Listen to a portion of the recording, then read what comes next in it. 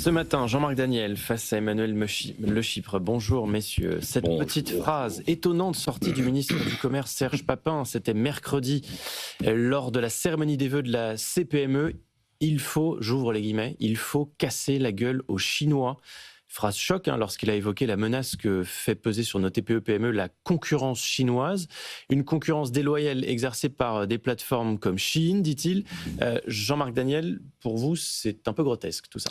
Oui, je trouve ça grotesque d'abord sur la forme. C'est la tendance actuelle maintenant du monde politique de se trumpiser. Donc on utilise des mots violents, on menace, on insulte, on devient vulgaire. Mais sur le fond, je trouve ça grotesque, ne serait-ce que parce que on vient de le voir avec Étienne. L'Asie va bien, l'Asie se porte bien, donc il faut s'associer d'une façon ou d'une autre à cette croissance, à cette dynamique asiatique. Or, les Européens, ça fait longtemps qu'ils ont des craintes vis-à-vis de l'Asie. Vous savez, l'expression de péril jaune est née dans les années 1890.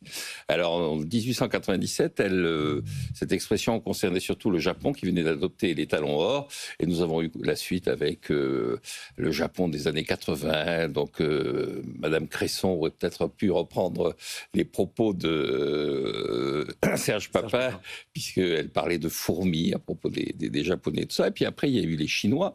Et il y avait une expression dans les années 1890 qui disait « l'ouvrier à 5 sous vaincra l'ouvrier à 5 francs ». Alors l'ouvrier, donc l'expression est d'un écrivain qui a été oublié depuis, qui s'appelle Paul Bourget, qui était un des très grands écrivains de la fin du 19e siècle. Et l'ouvrier à 5 sous, c'était déjà l'ouvrier chinois.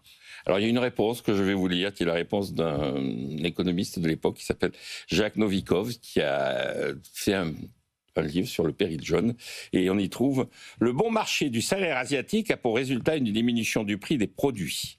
Tous les hommes, dans la pratique journalière, affirment à l'unisson que le bon marché est un bien et la cherté un mal.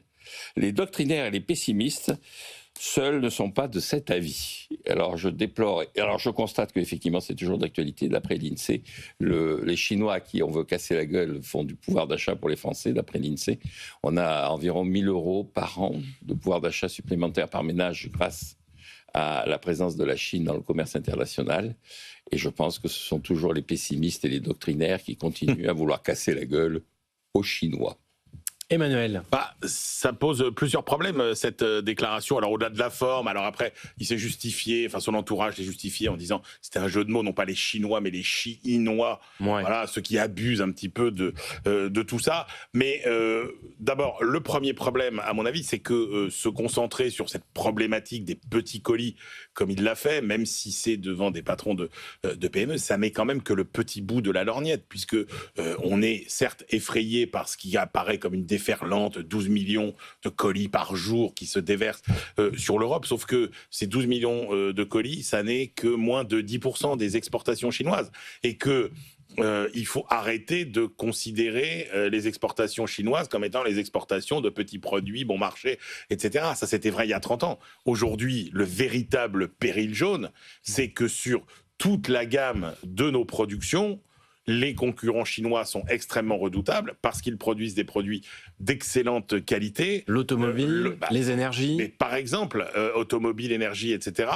Et qu'ils sont quand même globalement 50 à 100 ans en avance à 30% moins cher. Ah non, donc ça moins cher, c'est du pouvoir d'achat. Non mais c'est ça. Et alors, seuls les pessimistes et les doctrinaires ne le voient pas. Donc ça déjà, je trouve qu'il ne faut pas se tromper de cible. Et si on veut élaborer une stratégie de réponse à cette concurrence chinoise qui est effectivement une déferlante. Et puis ce qui est quand même paradoxal, c'est qu'il faut bien souligner, pour faire écho à ce que dit Jean-Marc, que Serge Papin, il est non seulement ministre des PME, du commerce, mais il est aussi ministre du pouvoir d'achat. Et que là, c'est la schizophrénie la plus totale. Parce qu'en fait, il y a toute une palette de solutions dont l'Europe est aujourd'hui quand même assez bien dotée. Et on voit bien qu'il y a tout un tas de dispositifs qui vont se mettre en place sur tous les plans, sur finalement les taxes sur les petits colis, tout ce qui est droit anti-dumping, tout ce qui est taxe carbone aux frontières, tout ce qui est clause miroir, tout ce qui est nouvelle réglementation sur les subventions étrangères. Et on voit bien que le but du jeu, c'est d'aller beaucoup plus vite, beaucoup plus fort, pour effectivement permettre ce qui doit être la stratégie.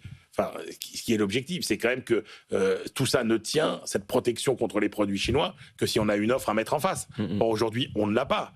l'offre à mettre en face. Et donc c'est ça qui est aujourd'hui en question, c'est comment on peut faire plus fort, comment on peut faire plus vite, parce que effectivement, au final, si on s'arrête aux droits de douane, c'est le consommateur qui paye. Il y a 2 études qui sont sorties, une étude américaine, une étude allemande, qui montrent que globalement, aux États-Unis, les augmentations de droits de douane par Donald Trump ont été absorbées à plus de 95% par les consommateurs américains. Donc il y a un moment où il faut de toute façon choisir entre le consommateur et le producteur. Jean-Marc ? Oui, pour rebondir sur ce que vient de dire Emmanuel, 2 choses. La première, c'est que il est assez paradoxal de voir un pays européen dénoncer le libre-échange et la concurrence, parce que l'Europe est un des principaux bénéficiaires du libre-échange, c'est-à-dire du dégageant des excédents. Alors évidemment, la France n'est pas dans cette situation, mais au lieu de montrer du doigt les Chinois, elle devrait regarder les Allemands, les Italiens et les Espagnols et se demander pourquoi eux arrivent à dégager des excédents. Et puis sur les droits de douane, je pense que c'est pas une révélation de s'apercevoir que le droit de douane, c'est le consommateur qui le paie. C'est pas le pays d'où viennent les produits. C'est le pays qui achète les produits qui paie le droit de douane. Et sachant que notre réindustrialisation passera inévitablement par les investissements d'entreprises chinoises en France pour produire en France. Le débat des éditorialistes tous les matins. Merci beaucoup, messieurs.